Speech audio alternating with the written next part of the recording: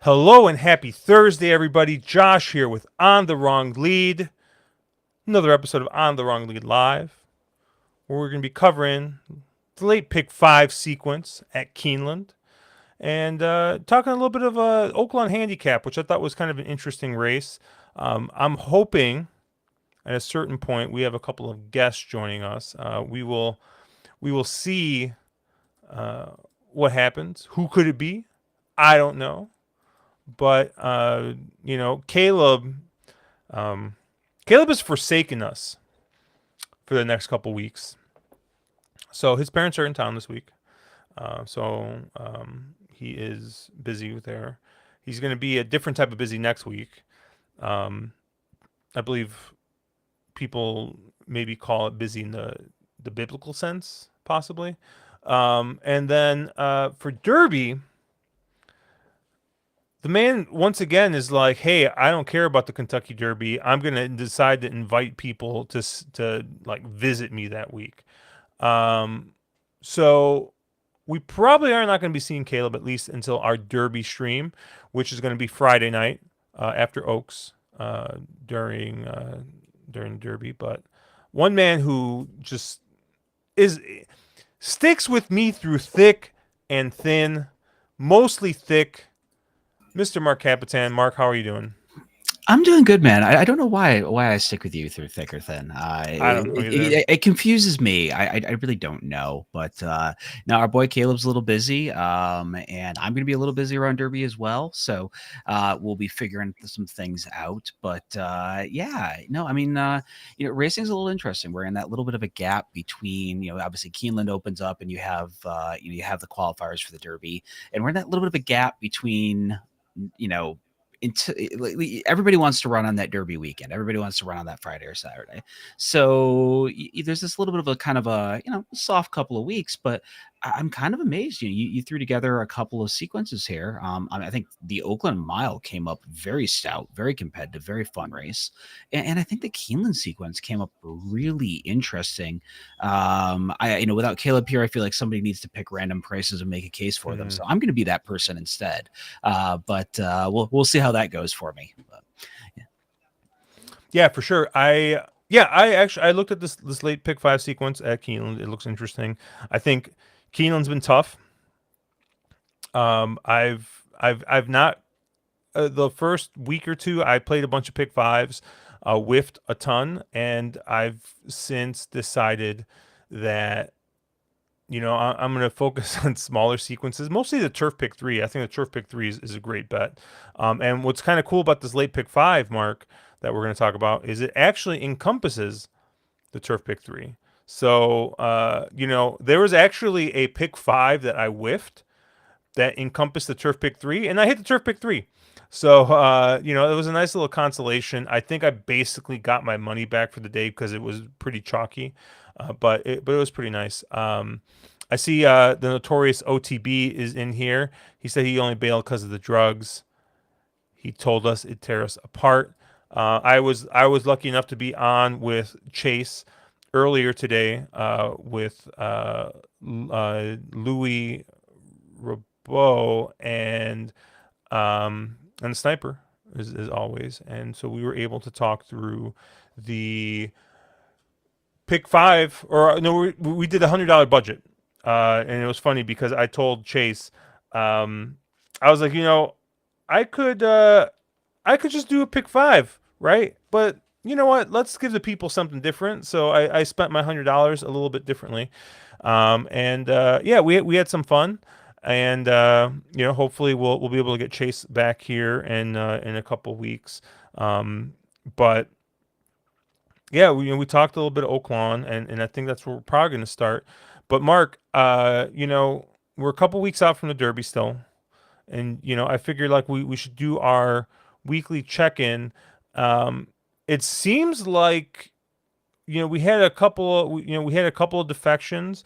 We had one horse who decided he did not that they were not going to run, and then oh wait, There was a you defection know and what? an undefection. Yeah, it's It like was never mind, we should I've run. never seen that's a new one. I mean, that was a new one for me. That's a new take, but no, no, okay. I wonder what happened there. Like I wish someone would do like a behind the music and like tell us like what happened there. Like was the trainer like the one who was like absolutely not, and the like the connections pushed him to it. Like I don't know. So that horse is Um, a don't touch with a 10-foot pole. I mean, that is clearly a case where the trainer wanted to put the horse in the right race, and Connection said, "Oh, we're probably only going to get one shot to ever run in the Derby ever." And no, no. I mean, it's a night. You have a spicy pace complexion. I mean, I think we thought the Derby was going to have. I mean, the Derby the last couple of years has had quite a bit of speed, and I think you're seeing it shape up now that it's going to have quite a bit of speed, right? And so it does set up for those horses. You want to start looking at the field and trying to figure out those horses that can sit a little bit off that pace. I don't think anybody goes wire to wire this year, given the pace complexion, unless we have a number of defections. And you're looking for somebody who can either set that pocket trip or maybe even come from quite a bit off from it. So, no, I think it does, it morphs the complexion of the race. Now, I don't really know if it changes the top contenders, though, right? yeah.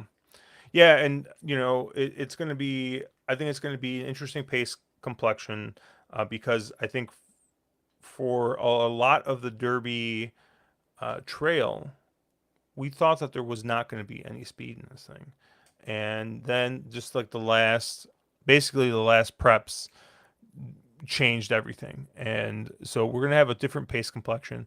Like you said, we're gonna have defections. We're gonna, we'll see what ends up happening.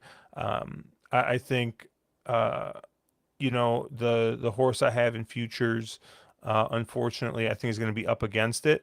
But hey, I got 107 to 1, and I'm actually gonna see that horse get into the gate. I can't really complain too much because if that horse gets into the gate, he's going to be much, much less than 107 to 1. So, but yeah, that was kind of interesting. I always love the reaction on Twitter, because like it's so emotional.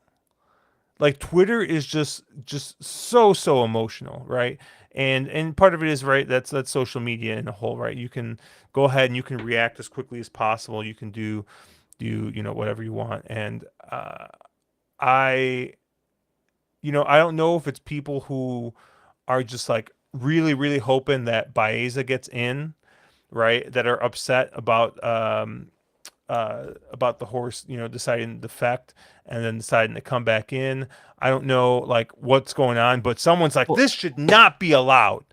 This is illegal. but the I mean, whole team buys the people. They're insane. They're simply betting the pedigree. Like the horse hasn't done anything on the track to warrant that horse being less than what 50 to 1 in the Derby. But it's going to be, this is going to be another one of what was the one-eyed horse that took all the money, and like it's going to be another one of those that Unoho. Unoho, there we go. That the dam is a super prodigal dam, and she drops all these G1 winners, so we're going to bet the horse off the board in the Derby. Okay, cool. I love amateur hour at the Derby. Nothing makes it better when people do stupid crap like that, right? Like, and it, and I think you're going to have another one of those deals. So I don't think anything so far has really changed my Derby complexion. I have a couple of horses I'm interested in. I haven't capped the full race. I'm going to wait till we actually get probables. Like, we're a couple of days out and I know post position draw and that kind of stuff. Or I'm sorry, entries.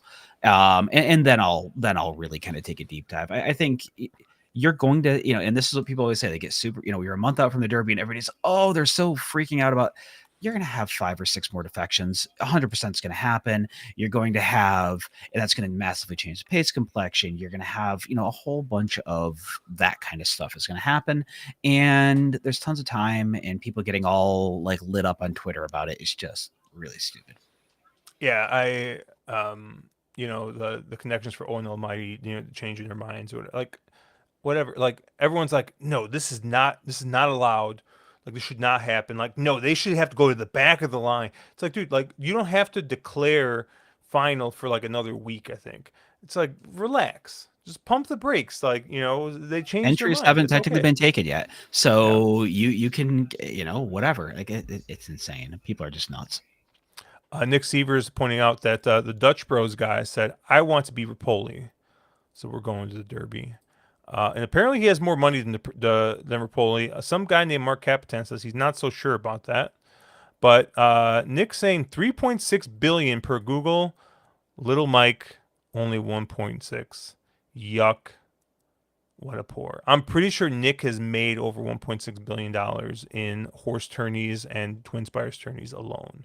So Those are yeah. facts. So I mean, he would be one to be able to judge this, I guess. But yeah, I always get a kick out of the early reactions. I've already seen videos of horses shipping in and getting out of trailers, right? We're about a week or two out of bath photos, right? And Oh, bath videos. I can't wait for bath Yeah. photos. Those are the best. I really liked the fact like 2 weeks ago we were getting horses already coming off airplanes. That Yeah. was fun. I miss all that kind of stuff. The really important things. That's what we're focusing on here. Yeah. I mean, I don't know, man. Like I said, the Derby's a race unlike any other race that's run all year. Um, you know, it's both it's both good and in some ways bad for the sport, right? I mean, good because of the amount of eyes that come on, bad because like if that's your only exposure to horse racing, like that's not what horse racing really is. No, it really isn't. And And I okay. think my biggest thing with the Derby is the fact of what is it, 50% of the horses that run in the Derby never run again. Like there's some, I just and to me that we've created this thing where that is the pinnacle of the average every man on the street. That's what they know about horse racing, and that's just not. It's just really not. So, to me, it's very frustrating that we're defining the sport by the first major G1 for, well, I guess the whatever I shouldn't say the first major. There's been a couple, but one of the major G1s in the spring of a horse's 3-year-old campaign is what defines full crops and pedigrees and breeding rights and everything else. And it's insane. So, I don't want to say I'm a Derby hater, but I'm not necessarily a Derby lover. So. I mean, it's better to be. You should be a lover, not a fighter, Mark. So, I probably should be. yeah.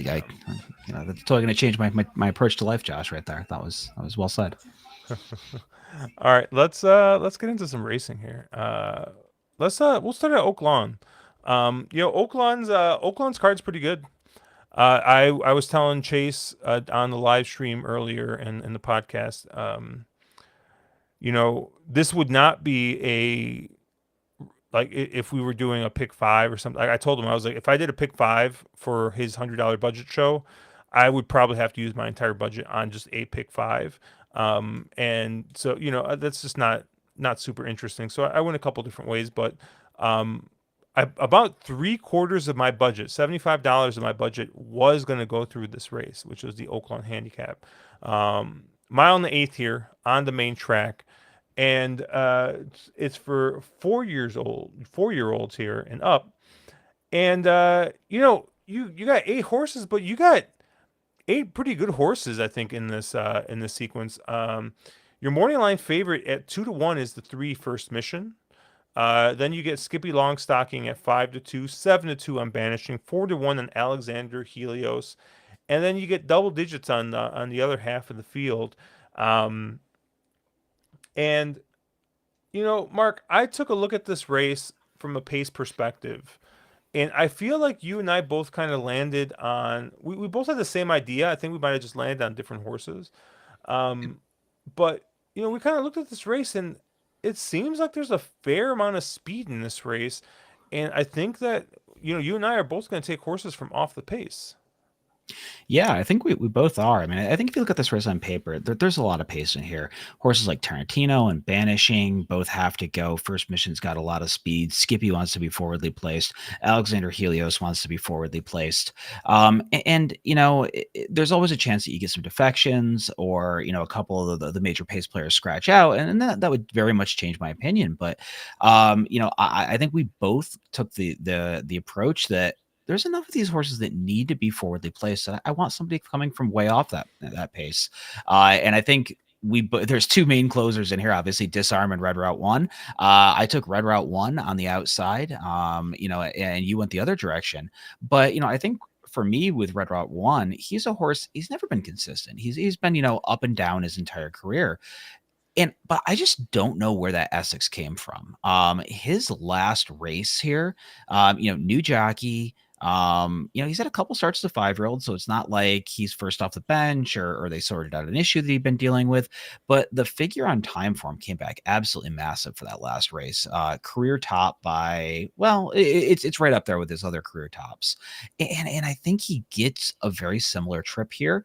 And he gets a very sort of similar setup. And he was just absolutely loaded in that last race. And, if he can return and bring that form again, you're going to get a pretty darn good price on him. They got 15-1 on the morning line. And I think it sets up exactly the same. And he's just got to run basically the same race he ran in the Essex. And he's a major player here at a pretty darn nice price when some of the flashier named horses, the more known entity or the more kind of known hype names in here probably take a bunch of the money. I can't believe I'm going to say this. This feels like I'm taking crazy pills when I say this. But if that's the case, why did Keith Asmussen get off of Red Route 1 to get on Disarm? I don't know. I don't know. I honestly, I didn't, that did not come into my handicapping whatsoever. But looking at that Essex and seeing that Keith was aboard for it, right? And now Eric gets aboard because Keith decides to stick on Disarm. I just thought that was kind of weird. And I kind of said on Chase's podcast, right? And I said this a little bit about Hit Show earlier this year, in that Hit Show really looks like a horse that's primed for a good year this year. And obviously, won the Saudi Cup and proved me right and got me free beers for life over in the UK. But Disarm is a 5-year-old this year, right? 4-year-old season. Just, I don't know, just didn't take that step forward. Kind of had a flat year, especially if you look at time form or other speed figures. He never reached what he reached in that Travers, Yeah. right? And I just didn't really improve. But what was really interesting is first up at Oaklawn this year, he ran a really, really nice race. That figure matches up with basically the best he ran last year.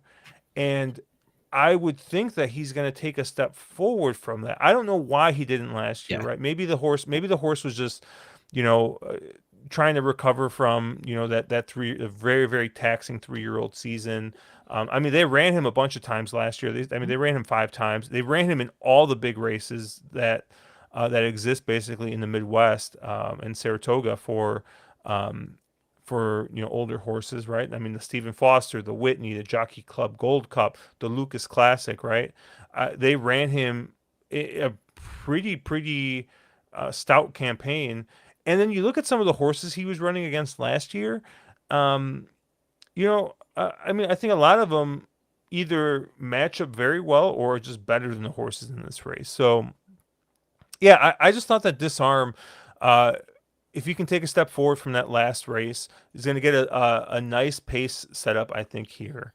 I think he's he's another horse that's kind of poised for a pretty good year this year. I think this is going to kind of be his coming out party. So I really like Disarm in this spot. Yeah, no, I can't pick that apart. I would imagine Keith may have landed here thinking that second start off the layoff, Disarm has more upside than Red Route 1, who there's probably some bounce potential off that huge effort last time out. So maybe that's why Keith gets off. But I don't know. There may be some other factors in play there, and I think one other factor I think you have to talk about with Disarm is that some of his best races have come on Lasix, and he's not getting that here. So I think that gave me a little bit of pause where I know Red Route 1, can fire races not being on Lasix, whereas I'm not so sure about Disarm. So, we'll see. But I think we're throwing out two prices that I think we're making a fairly compelling case for, just given on a pace complexion standpoint. So both are quite interesting. And Yeah, again, if I was playing a pick five, I'd have them both covered on my pick five. I leaned one way versus the other, but I'd have them both covered. Yeah, I the plays I gave out on Chase's podcast was basically singling this two disarm. I like the two. I like him in here, and I actually in the race before in the Valley of the Vapors, also known as the Chase Sessoms bedroom handicap. I like the four Quantum Burst, who's kind of the favorite in that race. For Eddie Keneally and Flavian Pratt. So I'm like trying to double out of this horse, right? Obviously, get that two. It's 2-1 in the morning line. You're probably gonna get a lot less than that. But go from that horse into the two disarm. I actually even have a pick three here with using the 2-8-10 in the next race. Just trying to really get into something, get live, get through disarm, and make some money. Mark, I wanted to talk a little bit before we moved on to we don't often do this, but we since only the two of us, we have a little bit more time, and we talk about angles a little bit, right? Mhm. We talk about all kinds of like angles and things like that.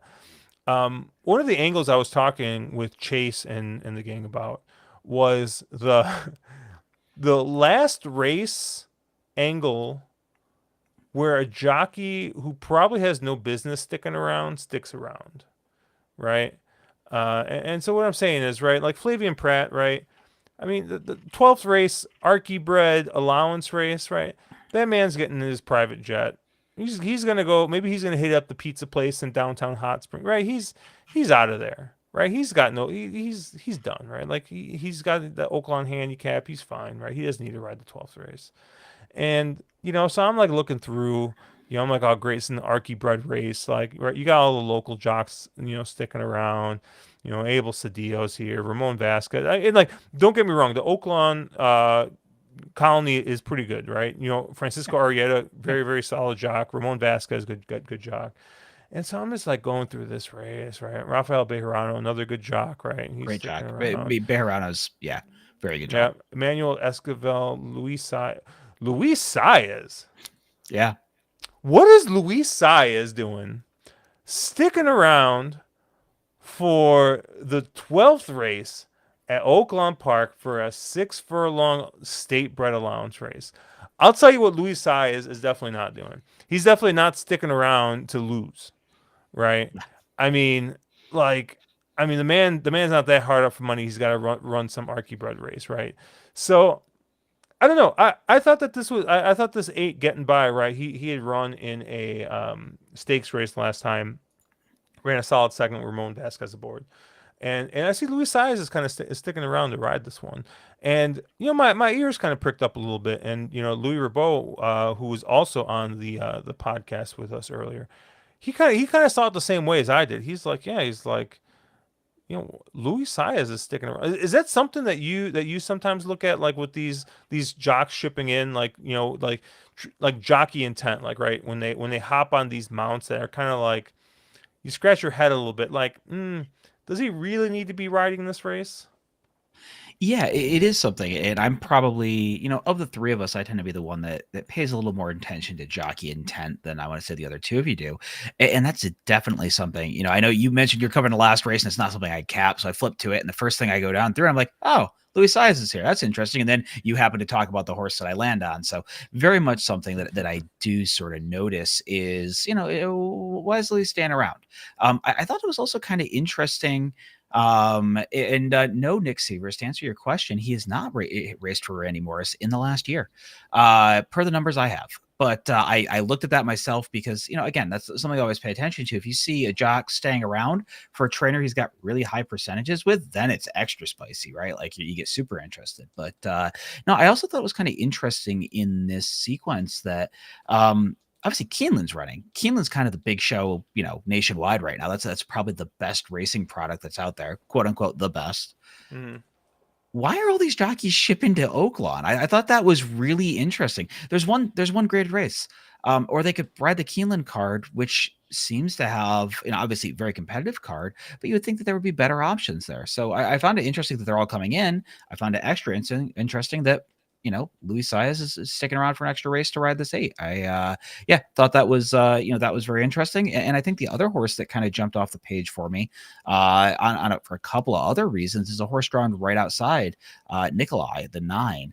Low percentage connections, but you are normally the lover of speed in our group, and I don't want to dunk on Archiebreds, but sometimes when I look at these Archiebreds races, I just wonder who's going to make the front, because oftentimes they are not the most eager to pass. I don't want to say that they're low quality races or anything. It just, it seems to be that if you make the front end in these races, you have a high percentage of sort of wiring them. And I thought there's a pretty good chance this 9 clears and may never look back at a fairly solid price. I don't know if the pedigree in the last out, if that's a weird effort, but Tommy's on that one. Don't say that that's the type of thing that you go, oh, this horse is a wet specialist and freaked across it. So I really wonder if Nikolai is kind of an interesting player in here as well at a bit of a price. Yeah, I ended up, I think, on some of the logicals in here. I think I landed on the 2 Campisi, with just another horse that's kind of going to be coming from off the pace. I thought that there was a bit of speed in this race. So I landed on kind of 2 closers, in the 2 and the 10. Al's Romeo was another one, and this is another horse I think who is just kind of coming in here with in good form. So yeah, if you haven't, obviously check out the Wolf of Oaklawn, check out the podcast there, the Notorious OTB. We got a bunch of we talked a bunch of races. I was silent for probably about 2/3 of it because most of my play was going through these last 3 races. But Is that like the longest you've ever been quiet for on a stream? Mark, you'll be so proud. Guess what? Guess how many strays you caught? Oh God! Given that lineup, there had to be a million. 0. You caught 0 strays. Really? Andrew Champagne jumped in front of you like like the scene from Dodgeball. He caught the right ball. Okay. Where she just like jumps in front of Peter to take that dodgeball. Yeah, Andrew took all the strays. I felt kind of, it was pretty funny. Louis was talking about a horse in one of the earlier races and was like, this is one of those horses, one of those smart guys from the Eclipse Awards. They're going to be like, this horse ran 12 times this year, won 10 races. This is the real horse of the year. And I was like, Louis, that was a really good Andrew Champagne impression. And poor Louis was not ready for the strays. And he was like, wait, is that the guy who did that podcast with that JD guy out west? And like part of me is like, yeah, he does a podcast with me too. But I was like, yeah, I mean, you didn't go there, yeah. No, Louis is a great guy. He actually said that he would love to come on our show at some point. Oh, nice. So I will. Very nice. Very cool. Obviously, he's from Louisville, so Derby season's basically off limits. But maybe if we cover one of the big Churchill cards, we can get him on. But I think that'll be fun. But yeah, Nick's saying he wasn't in the chat. He let you down. He didn't. Yeah, Nick probably would have teed me up for a couple more strays, which would have helped. But Russ Neese saying he loves Walter De La Cruz on front running horses. So Agreed something on for Walter. him to watch out for here. But anything else on this Oaklawn card? I don't know how much you really dug into it. Yeah. Like I said, I looked at it briefly for the stream. I came up with a couple of plays, but nothing too crazy. I haven't really taken a look at it. I don't really know what my weekend looks like. Kind of crazy other stuff going on, but I could definitely see myself sitting down and taking a little stab at playing around with some Oaklawn. I think Oaklawn is criminally underrepresented in the fact they put on some really good cards, really fun, really competitive racing. It's a very approachable product. I find that track to be, once you kind of figure out the bias and how the track's playing, it's a really fun one to target. And you can get, there are people who are Oaklawn specialists who do very well there. So it's definitely kind of track that you can, you can really, really do well at. And I think it doesn't get as much credit as it deserves for putting out a good racing product. So no, I'll probably take a look, but it'll be a little bit later. Maybe take a look. I'm off tomorrow, so either maybe cap it tomorrow or Saturday morning. So holiday.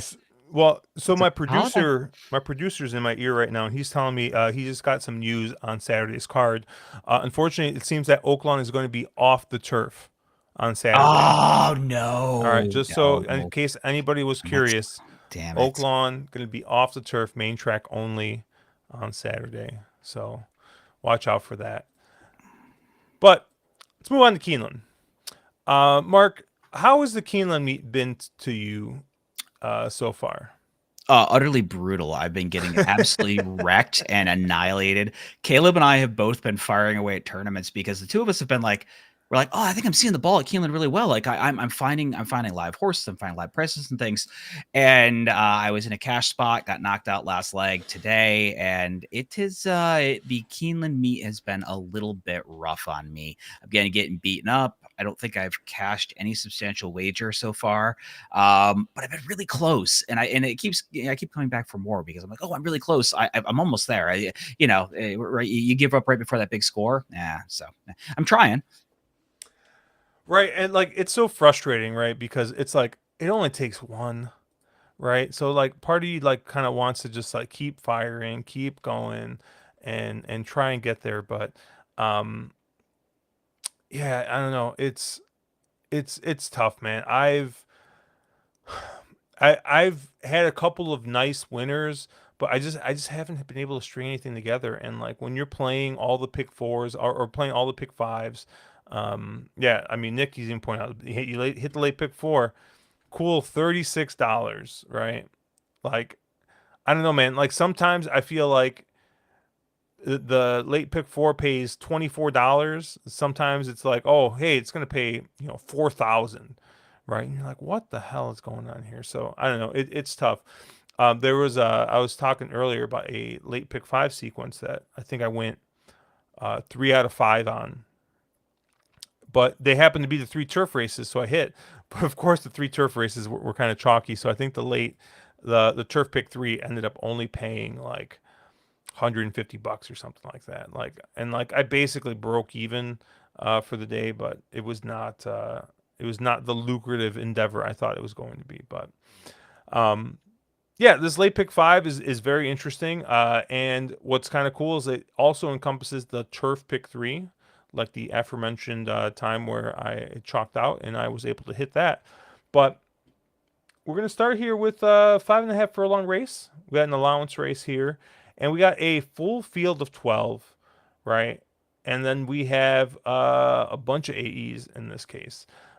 Your morning line favorite is at 7-2, Band on a Run, 9-2 on Pipsy, 5-1 on Be My Sunshine, 6-1 on Bling. You get double digits on everybody else. And Mark has left me alone for this, so I will go ahead and get started. I landed on the 7 Pipsy. And this is Joel Rosario riding for William Walden. William Walden is winless so far in his 5 starts for this meet, but he's generally an 18 to 20% guy. This is a horse that's getting Lasix for the first time, coming out of a stakes company, ran in the Franklin last year. And yeah, he ended up getting placed 6th through disqualification in that race, but ran well at Kentucky Downs, ran well at Backwaduct. Didn't run all that well stretching out at Churchill Downs, but we won't hold that against him. And coming in off the layoff, William Walden, fine doing that, right? He's 18% doing this.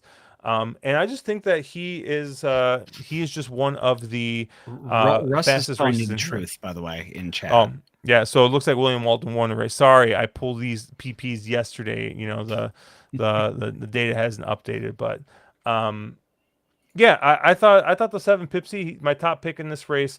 I thought he made a ton of sense. I think, and correct me if I'm wrong, Mark, but I think he's probably the fastest horse on time form, and I thought it wasn't close.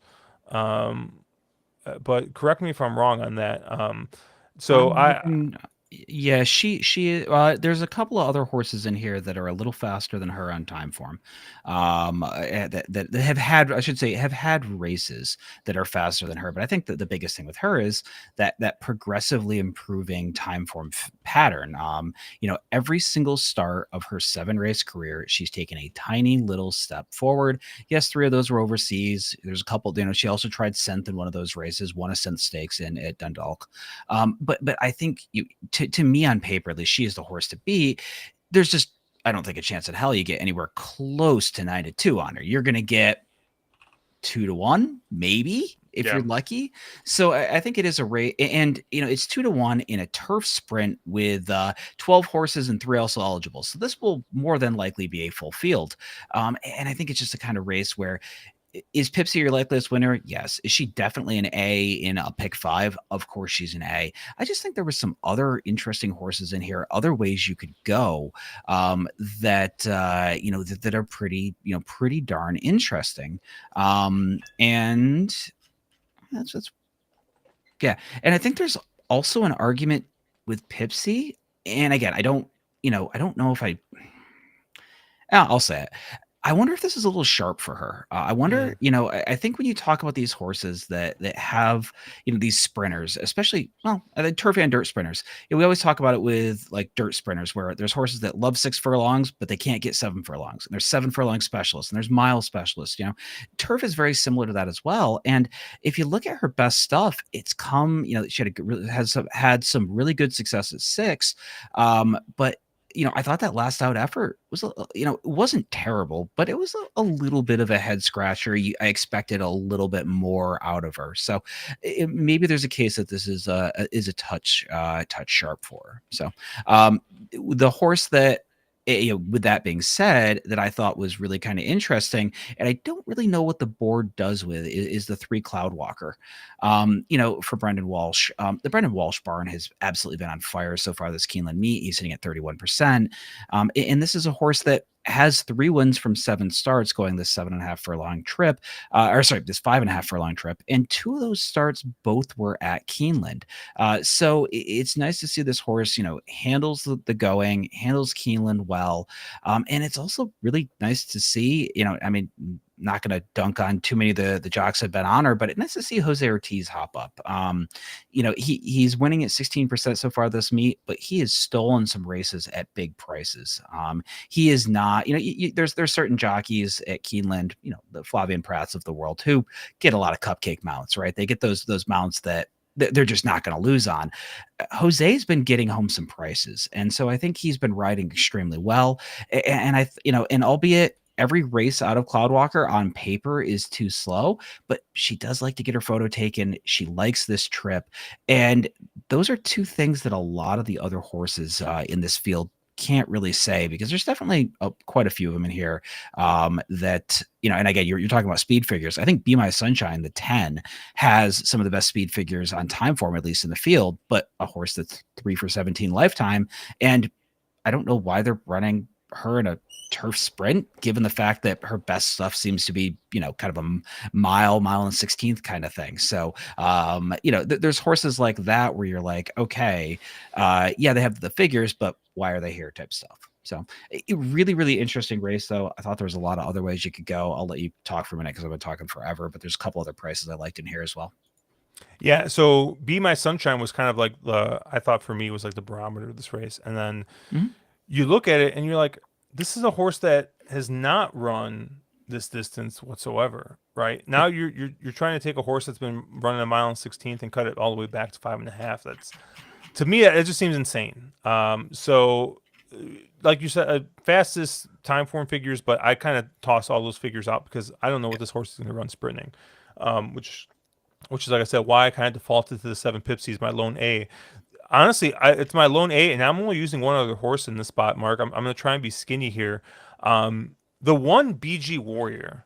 Uh, inside drawn speed on the turf, going 5.5. This is a horse that has run here at Keeneland, not necessarily all that well, is 0 for 3 in 3 starts. But I mean, I just know that what this horse is going to do. This horse is going to get out, and this horse is going to get out on the lead. And you know, the kind of the races at Turfway, you know, has some back races I think that fit here. I think maybe that Giants Causeway last year, that number I think kind of maybe fits in here. There's a couple other 5.5s that this horse has run, and yeah, I just think that this is a horse that's going to have a ton of speed early, is drawn on the inside. It's got Luan Machado, who's only got one. I mean, hopefully he's only got one plan with this horse, and that's to go. So yeah, I really like the one BG Warrior in the spot.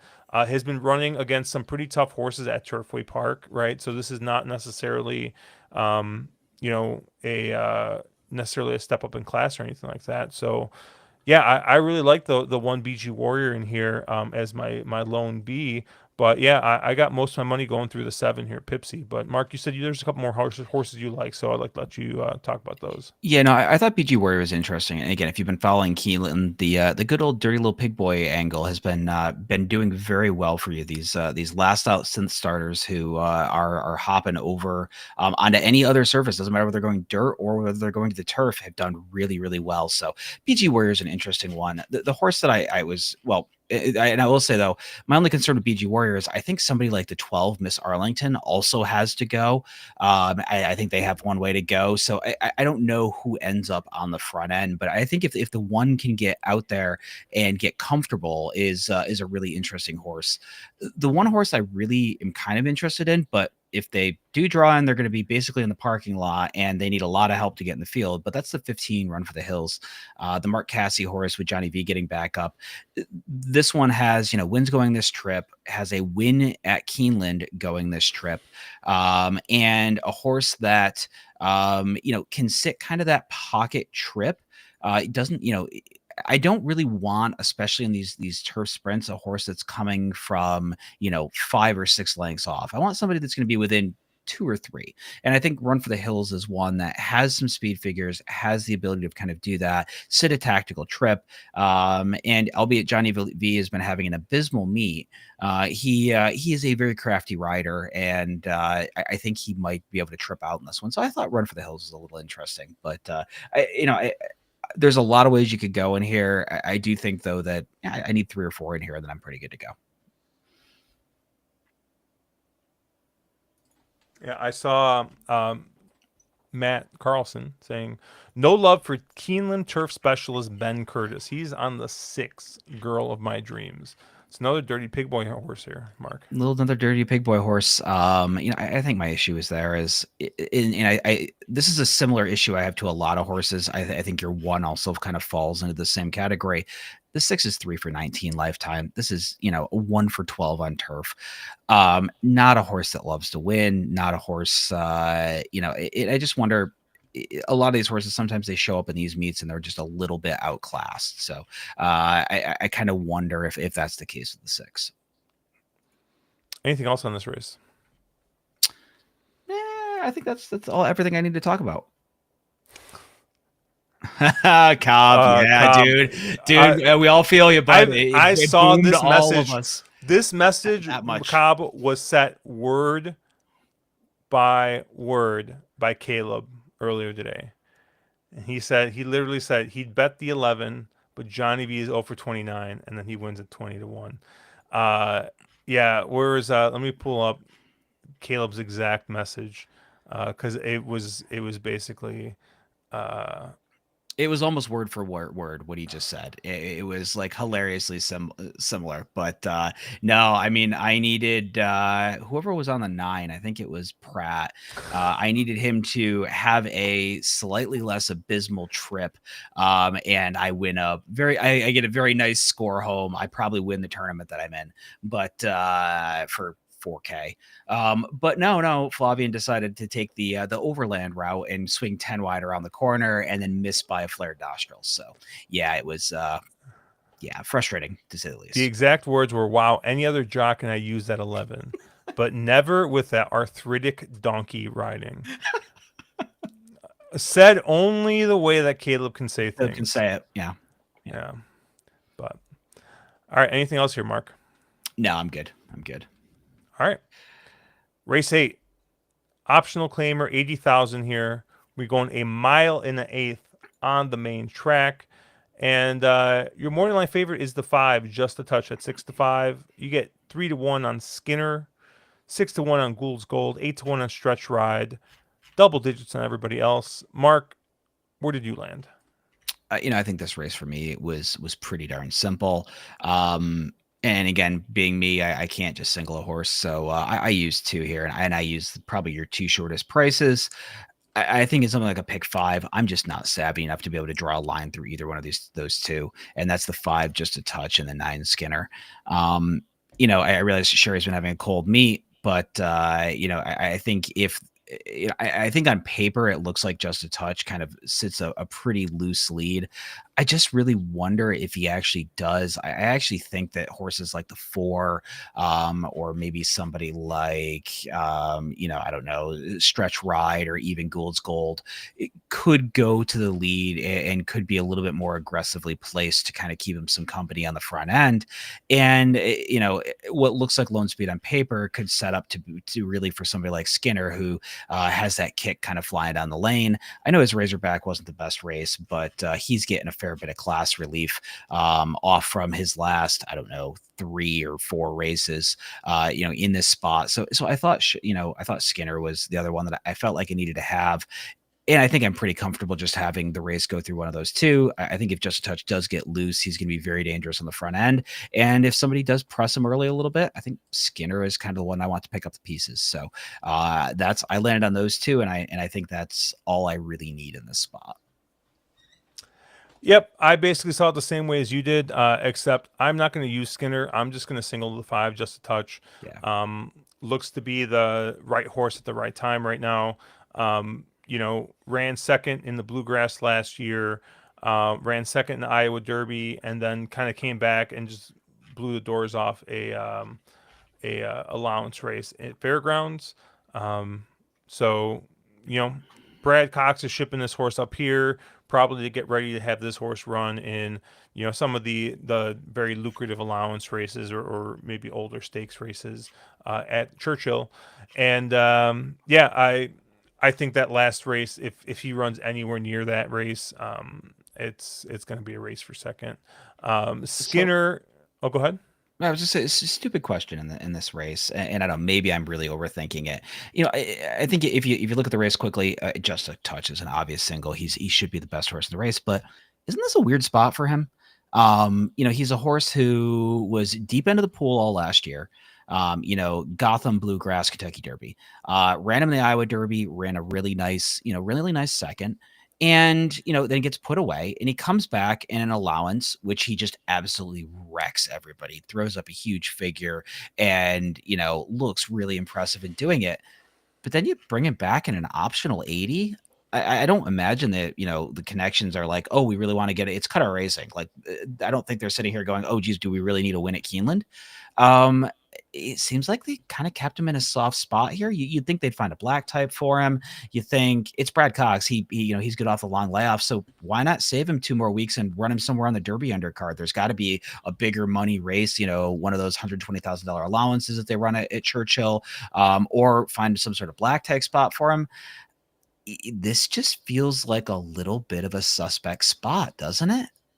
Yeah. Maybe Matt's right. Maybe Matt's right. They're just doing it here for the Lasix. Very well could be.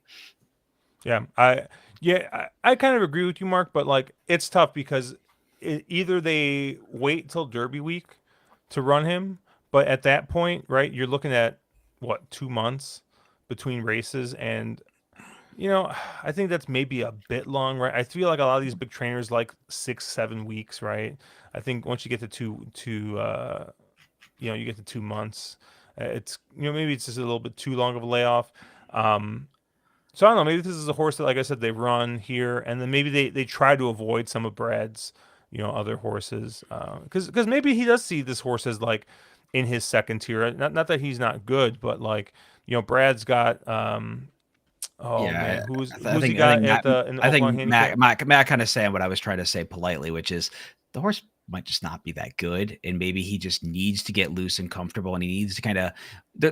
We see this a lot with these certain horses where like they throw up great figures beating up in state bred company, they step up to open company and they flop. It's just you have to kind of find the level where they can beat up on, and maybe this is just that level. And if that's the case, he gets Lasix, he's found that level. They're just going to print some checks with him. Cool, I get that. That makes sense. Yeah, I mean, he could also just be trying to avoid first mission at this point. Like first That's mission's valid too. running the Oaklawn Handicap. Well, and like granted, like this is a horse that they haven't really distance tested too much, right? I mean, they ran him in the Kentucky Derby, but for the most part, Yeah, they've kept him at the mile and 16th. And yeah, so maybe they're just trying to find a spot for him. I don't know, but like you said, on paper, this horse, I mean, he towers, I think, over this field. yeah, he I does. mean, the only one who comes close to Skinner in a couple of races last year, but I kind of feel like this is just a horse that's so off form right now that like he's got races that fit, but this is not a horse I think that I want. This is not a horse that I want to touch right now. You do have to make some excuses for Yeah. Skinner. I agree with you. Now, obviously, I don't think you have to make much of an excuse for the two back race. His show turned out to be a pretty darn okay, and maybe that race comes back better than we thought. And also, Alexander Helios, I think, is your second choice in the Oaklawn Miles. So he's been keeping some good company. Things need to go his way. He does need his setup. So I agree with you. Yeah. Cool. Yeah, I see Russ saying 78K is 78K. I believe that. But Nick is kind of saying, yeah, he's not running into Ben Ali 2 races later, so that's kind of weird. Exactly. So That was sort of my take as well, Nick. Yep. There are spots they could have found for him that the Ben Ali did not come up that tough. So no. Race 9, the Elkhorn, grade 2 race for 4-year-olds and up. We're gonna be going a mile and a half on the turf here, and yeah, your morning line favorite in this race is going to be the 6 limited liability at 8-5, 4-1 on Grand Sonata, 6-1 on Miss the Cut, 8-1 on Rebel Red and Balnikov, double digits on the rest. And yeah, I thought limited liability was going to be tough in this spot. He's 8-5 in the morning line, and I just think that this is a horse that's kind of getting back to the distance he wants to be at. I think he wants to run this mile and a half type distance. And yeah, I think that he looks pretty tough in here, but I don't think he looks so tough that I'm going to just be a stone cold single here. There's 2 other horses I think that have run races at least close, I think, to what limited liability has that could challenge him a little bit here. Um, the 2 Grand Sonata is obviously the kind of like the second choice in here. And I think this is a horse that probably does his best racing going that mile and 3/8, mile and a half distance. Sometimes it's kind of tough finding those races, right? You see the kind of the Gulfstream races where, he was running mile and the eighth, which I think might be a little sharp for him. I really do think, races like the Sword Dancer and the Turf Cup at Kentucky Downs, right, were more his thing. They ran him in the BC Turf way in over his head in that spot. But I think this is a horse that is capable of picking up, a grade 2 win here and there. And I think he fits in here. He's got figures that absolutely fit to be able to win this spot. But I don't know. I thought the most interesting horse in this race was actually the 12 Balnikov. Um, this is kind of an interesting little horse in that they've kind of run him all over the gamut, right? They ran him down the hill going 6.5. They ran him, actually I wasn't even down the hill. It was just a 6.5 sprint. But they ran him at a mile. They've run him at mile and the eighth. But I think this horse has really gotten better as they've kind of added distance on him. I think his 2 best races are the Del Mar Handicap and the Hollywood Turf Cup, and both of those were going a mile and 3/8 and a mile and a half. So I really think that he's going to relish this extra distance. And Yeah, I really think that that Balnikov's going to be in here with a very very big shot. I think the races that have gone this kind of marathon distance, both those races fit in here with the best that some of these horses have run. You're getting 8-1 in the morning line, and I think people are going to see, Phil D'Amato. They're going to see a West Coast turf horse, and they're just going to kind of maybe brush him off a little bit. But yeah, I think he's in here. I think he's live. I think he's in here with a shot, and I really like Balnikov. So I'm gonna use the chalk as my lone A, but I'm gonna play this like Mark, and I'm gonna have two Bs. I'm gonna use the two Grand Sonata, and I'm gonna use the 12 as Bs. Mark, You're where do failing you it. land? You're failing at being me because you didn't use them defensively. But Uh, yeah, right. But without Caleb being here to dunk on this entire division, I'm a little disappointed in that. But it, I really wonder with limited liability, like, is this the worst morning line of the meet, or am I just absolutely missing something? He's 8-5 on the morning line. He's never won going this distance. Yes, he has a win going 2 miles and a 16th in the Nashville Cup at Kentucky Downs, but all he did, he's a stayer that he's one paced and has no finishing kick. He got beat last out in the McKnight, where he kind of faded late because he just couldn't keep up with Dashman. And I don't think Dashman is a monster or anything. And before that, you have to go back to April of 2023 for his last win. Doesn't win very often. He's just kind of a one paced non-dynamic plotter, and it seems like he won that 2 and a 16th mile race just simply because he kind of stayed on, right? Like he just kind of got to the front end and grinded it out going that super slow. So I think this is a terrible morning line, and he's a horse I'm just going to let beat me in here. I think there's tons of value that's way more interesting on other horses in here. Especially given the fact that his last race came wiring, and I don't think he sniffs the lead here at all. A couple of horses that I ended up landing on, and I think the horse I'm most interested in here is probably one of the longer prices on the board, and that's the 10 starting over. Starting over. Has a one start at Keeneland with a second place finish, and has a win in a second going this trip the two times they've tried it. Starting over, in that McKnight, I think if I'm looking at the right now, I'm looking at two different years. Sorry about that. But and I think starting over comes out of the Maker barn, but Brittany's had this horse for quite a while. Looked like they gave him quite a bit of time off. And if you look at his best stuff, I thought that Colonial Cup, September of 23 was a really good race. Clearly something went south. I don't know if it happened in the United Nations or around then, but has had quite a bit of time off to recover. And Brittany feels, that this is the spot to bring him back in. So I think he's pretty well met. She's 31% with new stock.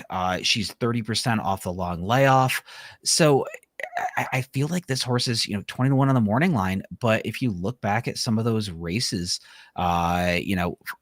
going back to last year, has time form figures that make him an absolutely major player in this spot. So I thought something starting over was really interesting. Maybe it's more of a tournament style play for me, but a horse I would definitely want to have on all my tickets. And the other horse I was really interested in is the rail horse in Rebels Red. You get Jose up for Sherry. I realize her barn has been very slow to start off the Keeneland meet, but this is another horse that probably needed that last out race. And it fires back to some of those races from last year, like, be it the Red Smith, or even that allowance back or race 3 back would make him a major player here. Getting into, the kind of one off the bench. And so second start of the 5-year-old season. So I thought somebody like Rebels Red, it was also a very sort of interesting player in here. I looked quite a bit at your horse, the 2 Grand Sonata.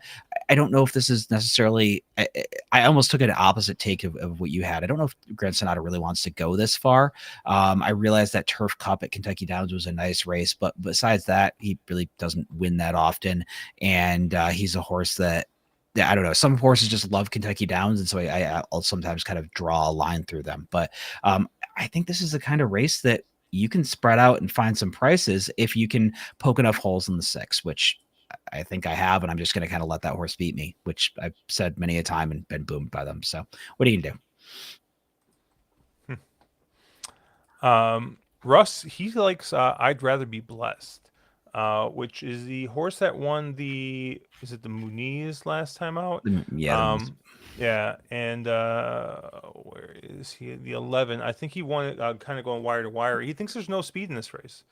And as Matt C had mentioned earlier, this is Turf God Ben Curtis here um, at Keeneland, and him and Chris Hartman are hitting at 33% in 6 starts. So that's 2 wins in 6 starts over the last 60 days. Obviously, he won at 86-1 last time, so he's going to be a little bit shorter, I think, this time. It looks like he's 20-1 the morning line, but yeah. he seems to like him in this spot. Yeah, I think with I'd Rather Be Blessed, it's just a question of can he get this trip? And if you think, and obviously we talk about these horses that as they get older, they're able to sustain that speed for longer. Maybe they lose a little turn of the foot and that flashy brilliance, but they're able to kind of carry it longer. And as a 5-year-old, can he maybe get the trip that he couldn't get when he was younger? Maybe that could be the case. And if he does, I do agree with you. I think him and Dean Martini, the 3, and I just don't think Dean Martini is that good. But those are the only real 2 speeds in the race. So I could see I'd Rather Be Blessed being able to kind of get to the front end, keep it nice and controlled and comfortable, and wire in this. So I think that's a really good take on, if you're looking at this race and just not seeing a ton of speed. And I do agree with that take in general. Anything else in this race? The only other horse I thought was a little bit interesting was the other Sherry horse. That's the 9, Miss the Cut.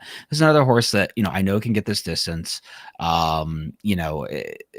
This is one that they shipped over to Ascot last year, and they took a shot where they were, I think they were well meant, but it didn't go as planned, and then kind of came back and got that prep down at Gulfstream, second start of the season. So if that overseas bounce is kind of out of the way, this is a horse that as a 6-year-old it doesn't have to take a ton of a step forward to be a major player here. We all got boomed by Johnny V today. So, another one that, maybe Johnny V is kind of figuring Keeneland out. But I thought this was another horse. I at least know this one can get the distance. And, if return to form to some of those races from a year ago would make Miss the Cut an interesting player in here. All right, let's move on. Race 10, the Ben Ali Grade 3 race for 4-year-olds and up. And we drew a field of 7. The morning line favorite is the 6 Duke of Love, 7-2 on Uno Mas Bourbon, 9-2 on San Siro, 4-1 on Time for Trouble, not double digits on everybody else. Piroli 6-1, 8-1 on Tennessee Lamb, Prince of Power at 15-1. Mark, where did you land here? Josh, I took a page out of the old Josh Rodriguez playbook, which is that when I see a race and I see absolutely no speed, but there is one speed and it happens to be from, I don't know, maybe I'm trying to pretend it's 2022 again. But Prince of Power, man, lone A for me. I think this horse, albeit Corrales riding as of late has been a little suspect, but he is by far and away the controlling pace in here. There is no other pace. Corrales needs to get to the, get out of the gate, get this one to the front end, and just walk the dog. And everybody else in this race needs a setup. They're either a mid packer, a kind of closer tracker types. Prince of Power has figures that make him a player here. He has one going this distance, and I think there's an argument to even made that this kind of a little, they've campaigned him primarily at 1 mile and 7 furlongs. His best races seem to be like they've come going a touch further. So I really wonder if maybe this is one of those. I almost think like maybe a Shackelford type, and that might be a little before Josh's time, but a horse that's got a high cruising speed, goes to the front end, and can kind of maintain that cruising speed over a little bit of distance. So I think Prince of Power is lone A for me, and I'm happy to see that you agree. And then I had a couple of others, but nothing super creative in this spot because this is not the best running of this race that's ever come up. Let's put it that way. I mean, Mark, like I love me some cheap speed, and Prince of Power, he doesn't look like cheap speed in here. He looks like actual speed Speed, yeah, because right. he's got some time form figures that match up very very well with some of these Mhm. horses with most of the field. And you mean to tell me he's going to be pace advantage on top of it? Like, it's hard for me not to make this my lone A. Yeah, I think that this horse is he's going to be all kinds of stupid loose, and it's just going to be on Corrales to be able to get out there on the front end and kind of ration the speed on this horse and Mhm. kind of be able to go. Um, Really, the only other horse I was kind of interested in was the one San Siro, and this is the horse that won a optional claimer at Fairgrounds. They went to the New Orleans Classic, and he ran fourth in that race. It was only a 5 horse field, but right. I mean, there was Touch Upon a Star went wire to wire in that race, right? Hall of Fame was in that race. Sierra Leone was in that race, right? I mean, he wasn't sniffing those horses. This is a much much softer field, and this is just another horse that I think has got some back races that fit here. And if Prince of Power decides to kind of just fold it up early, I think San Siro is going to probably be your horse that's going to be sitting in second or third and might be able to just kind of make that one run and win. So those are the only two I need. I need the 2 Prince of Power here with the old 3 cherry E8, and then I'm gonna use the 1 San Siro as my lone B. Yeah, you saw the race almost well, actually, that is exactly how I have the race written down. I have a lone A to the 2, and then I'm using the 1 as a B, and I don't think I need anybody else in here. I don't see there's a bunch of horses that just need a pace setup in here. Horses, when you get to some of those horses that are more on the outside, horses like Time for Trouble and Unamas Bourbon, and even like Duke of Love, they all kind of need a pace setup, and they're just not going to get it. So I think San Siro is going to be the one horse that can get that first run and maybe can invent his own trip. Like he can kind of sit that race that he did 2 back. But I really like Prince of Power, and obviously, if we're both landing on it, you're going to get nowhere close to that 15-1 morning line. You're probably going to get what 5-1 maybe. Yeah. Anything else on this race? Not really, and not the best rendition of this race, which is kind of sad to see. There have been years where the Ben Ali was a really good race, and just didn't card that strong this year. All right. The closing race of this late pick 5. Race 11. Mile and 16th on the turf here. It's a $120,000 allowance for 4-year-olds and up, which have never won a race other than maiden, claiming, or starter, or which have never won 2 races, also known as the N1X. And we got a humongous field for this one. We got 12 horses. We got, I think, 4 AEs. Your morning line favorite is the 8 then at 7-2. 9-2 on the 7 Rothschild. You got 4-1 on a bunch of horses. And Warrior Richard, who's not drawn in the field. Ciro DiMarzio, the 12 horse.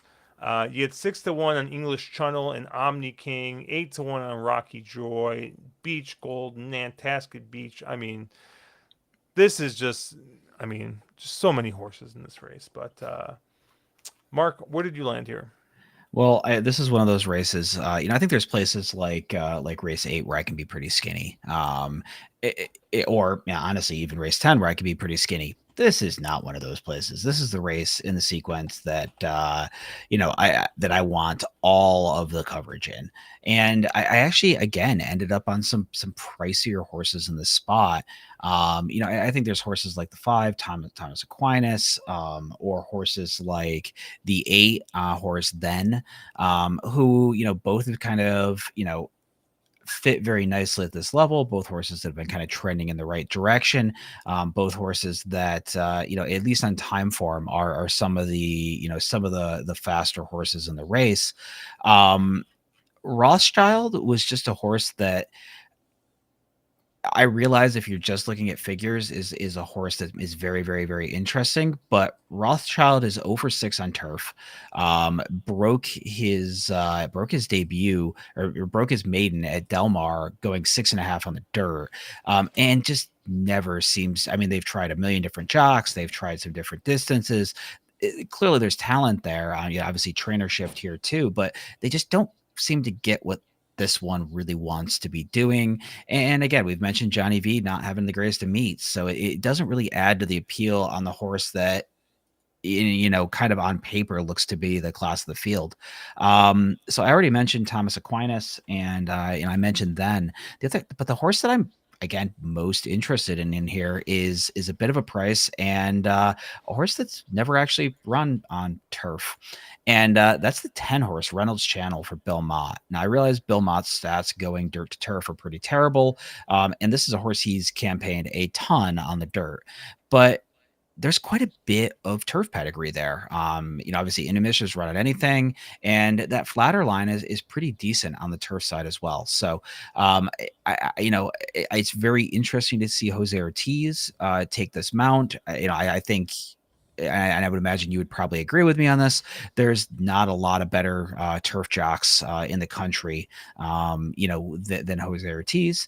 And this horse has got some tactical speed where they can go. They could probably go to the lead if they wanted to, but I don't think they will. I think they'll probably sit in that first flight, or a little bit off the pace, which is kind of where you've wanted to be most of the meet this year at Keeneland, and we'll kind of get the first run on some of the tiring front runners. So I thought Reynolds Channel, at a pretty big price, and a horse that looks like the pedigree is there, is at least an interesting one, a bit of an outsider to take a stab on getting it done here. And yes, I realize Bill Mott's, dirt to turf is 9 or 10% or whatever it is. But if you're going to give me 20 to 1 on a horse that something happens 10% of the time, the math's there, right? Yeah, I fell victim to the figures, and so I like the 7 Rothschild. I think he makes sense. I do agree with you. This is a horse that, as you'd like to say, does not like to get his picture taken. No, But he's got figures that fit in here, so I'm going to use him. Maybe the corpse of Johnny Velasquez has figured out Keeneland. The 8, then I think the one nice thing you can say about this horse, he's lightly raced, and this is a horse that's progressed, right? Didn't run all that well at Aqueduct last year, but just kind of to start the championship meet, ran a really nice race, going a mile 16th on the synthetic. It ran a decent third on the turf, and I think it's coming in here once again. It's another horse that's coming in with, I think, figures that fit. So I have the 7 and 8 as my 2 A's. I have 2 B's in this race. Russ mentioned one of them, Beach Gold. I did not pick Beach Gold just so I could watch Andy jump up and down on the FanDuel TV replay. That was not the reason I picked Beach Gold. But I thought Beach Gold is just one of those, maybe it's just one of those horses that's kind of a late developer. Obviously, Omaha Beach is by Warfront, right? And Warfront, very, very, very good turf sire. I think we've seen Omaha Beach throw a couple of turf winners. He's 12% turf, but Smart Strike on the bottom, is can run on anything, but runs pretty well on the turf. So this does look like maybe a turfy type pedigree. This is a horse that it seemed like it took a long time for them to figure out what this horse wanted to do, but once they put this horse kind of going 2 turns on the turf, seemed to kind of figure it out. So yeah, I think this is a horse that can maybe take a step forward from that last effort, the Maiden Breaker, and might be in here with a bit of a shot. And then the 12 Ciro de Marcio. This is a horse that would normally be an A if I could just cover up the jockey and trainer. Yeah. Yeah, right. I had the same exact take on that horse. This horse is like lone A category if it was any other jockey and trainer. Like if you see, right, if this horse is trained by like Brendan Walsh and like is ridden by, I don't know, I'll just look at some random. Okay, I was gonna say the next jock, which was Julian Leperoux, and it's like, all right, next, not that one.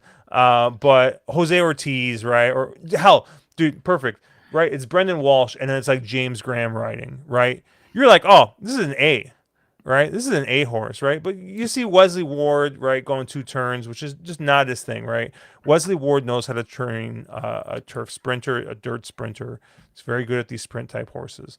Um, Not to say he hasn't had a couple of nice routers, but you compound that with turf god Mike Smith, and I start to question a little bit. Now, what's kind of funny is Mike Smith has ridden this horse twice. And I mean, the figures have been fine. Actually, the figures have actually been good.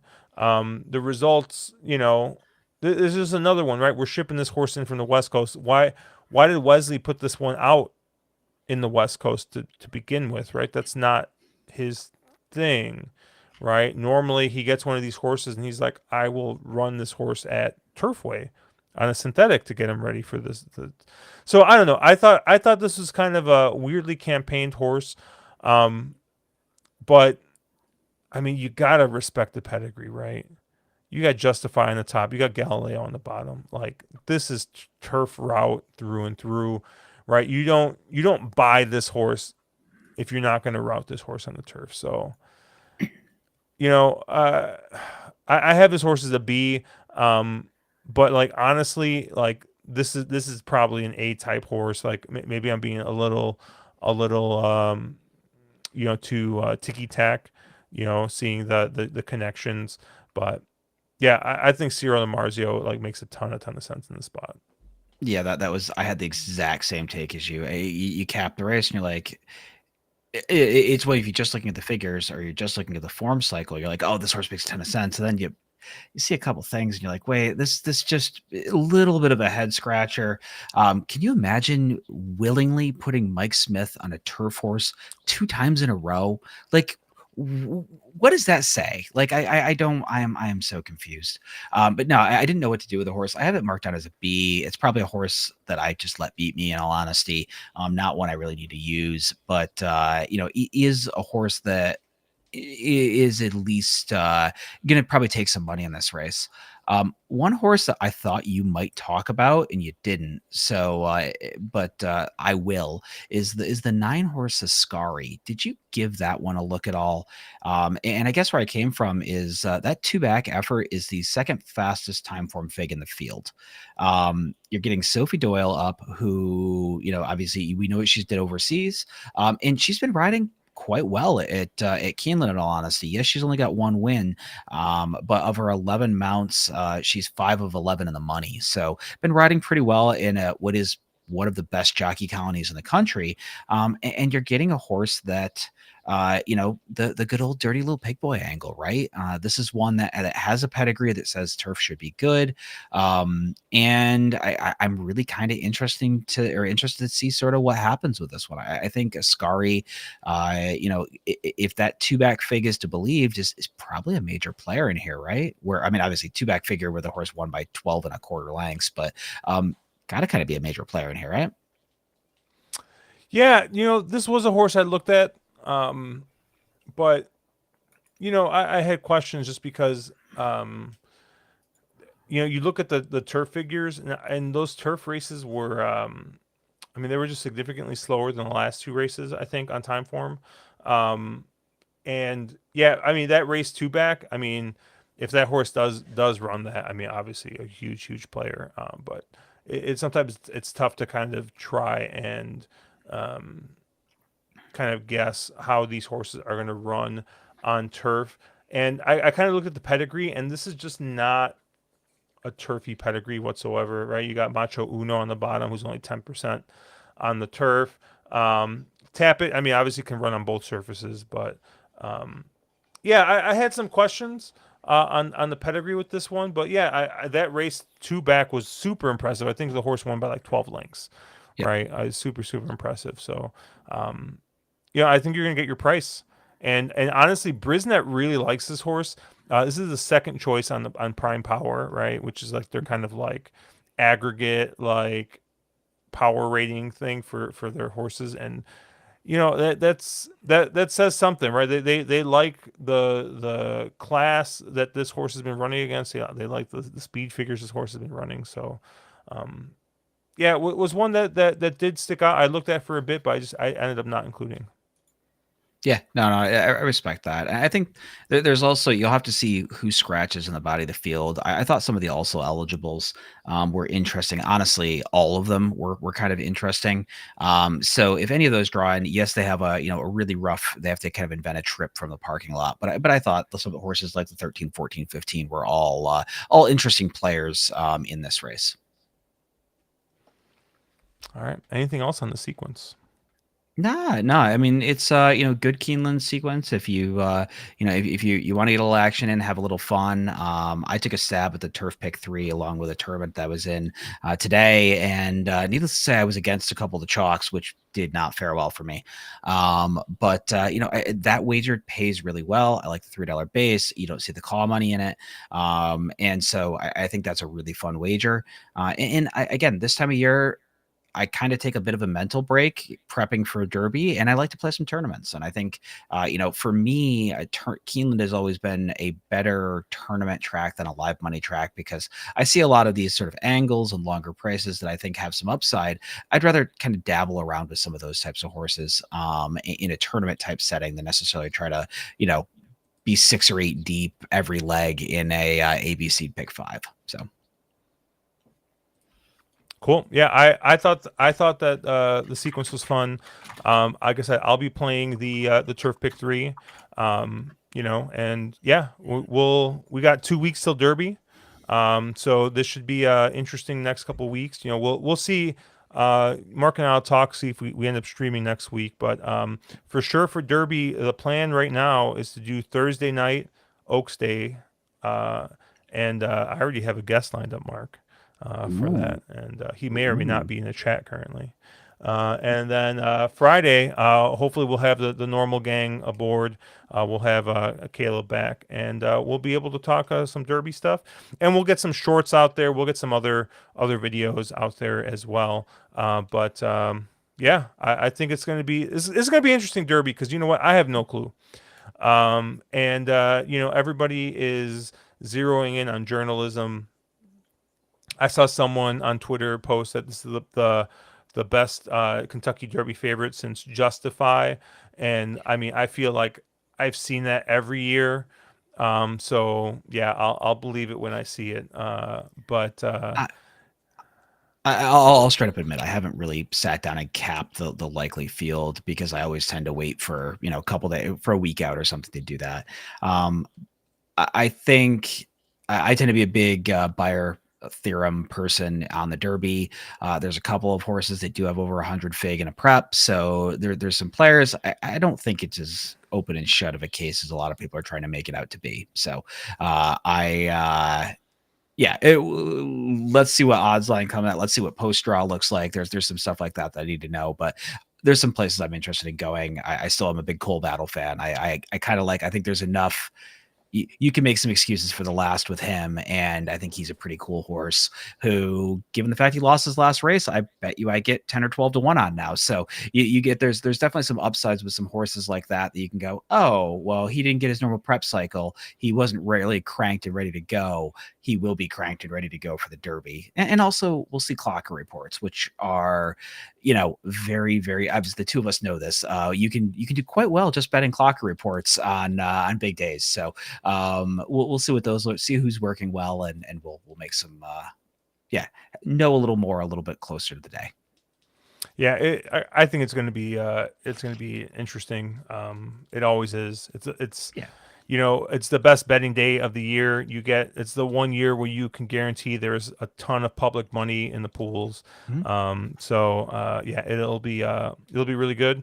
Like I said, we're going to try and have as much content as possible out for you guys. I'll be at a work conference early in the week, but heck, last year Gino asked me if I could do something, and I found a corner at the conference, and I did a 20-minute thing with him. So Derby don't stop just because I'm at a conference. But yeah, it'll be fun. We'll get stuff out there for you guys. And yeah, Mark, I'm gonna leave you with this. There's only been 2 horses that have run multiple 100+ buyer figures so far for the Kentucky Derby. One of them Oh, is journalism. You know who the other one is?